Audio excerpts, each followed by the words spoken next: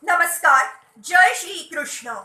Admiring text 10, text 11, text 12 and text 13 of chapter 8, prayers by Queen Kunti and Parikshit saved of first canto, creation of Srimad Bhagavatam.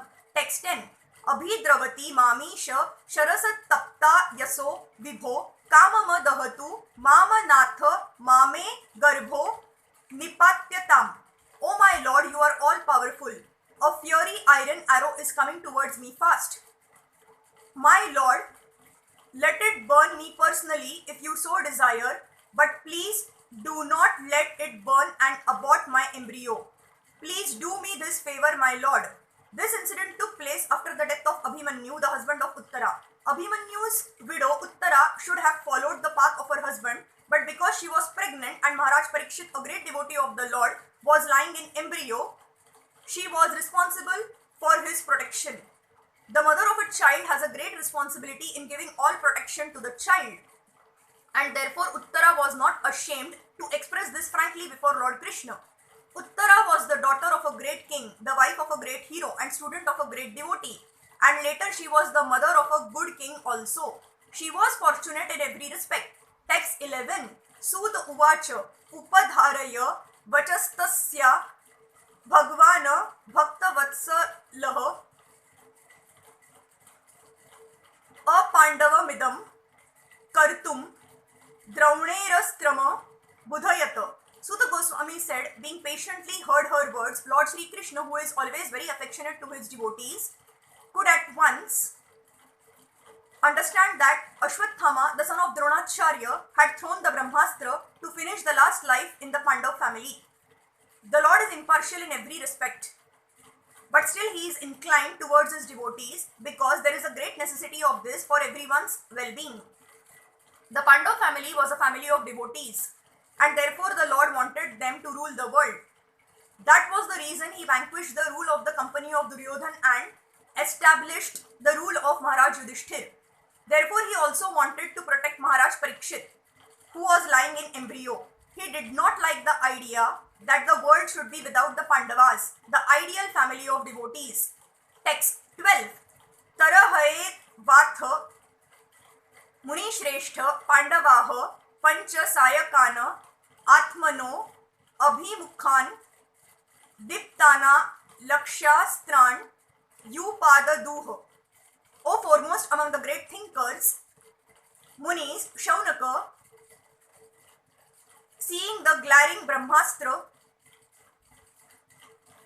proceeding towards them, the Pandavas took up their 5 respective weapons. The Brahmastras are finer than the nuclear weapons. Ashwathama discharged the Brahmastra simply to kill the Pandavas, namely the 5 brothers headed by Maharaj Yudhishthir and their only grandson, who was lying within the womb of Uttara. Therefore, the Brahmastra, more effective and finer than the atomic bombs, was not as blind as the atomic bombs. When the atomic bombs are discharged, they do not discriminate between the target and others. Mainly the atomic bombs do harm to the innocent because there is no control. The Brahmastra is not like that. It marks out the target and proceeds accordingly without harming the innocent. Text 13. Vyasanam vikshya tata tesha mananya vishyatmanam sudarshanena swasatrena swanam raksham vyadhada vibhuha. The Almighty Personality of Godhead, Sri Krishna, thus observed that a great danger was befalling his unalloyed devotees, who were fully surrendered souls, at once took up his personal Sudarshan disc to protect them. The Brahmastra, the supreme weapon released by Ashwathama, was something similar to the nuclear weapon but with more radiation and heat. This Brahmastra is the product of a more subtle science, being a product of a finer sound, a mantra recorded in the Vedas. Another advantage of this weapon is that it is not like the nuclear weapon because it can be directed only to the target and nothing else.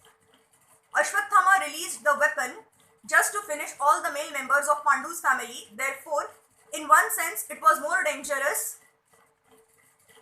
than the atomic bombs because it could penetrate even the most protected place and would never miss the target. Knowing all this, Lord Sri Krishna at once took up his personal weapon to protect his devotees, who did not know anything other than Krishna. In the Bhagavad Gita, the Lord has clearly promised that his devotees are never to be vanquished, and he behaves according to the quality or degree of the devotional service rendered by the devotees. Here the word Ananya Vishayatmanam is significant. The Pandavas were 100% dependent on the protection of the Lord, although they were all great warriors themselves. But the Lord neglects even the greatest warriors and also vanquishes them in no time.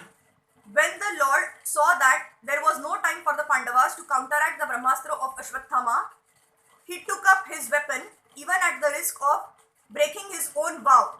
Although the battle of Kurukshetra was almost finished, still according to his vow, he should not have taken up his own weapon. But the emergency was more important than the vow.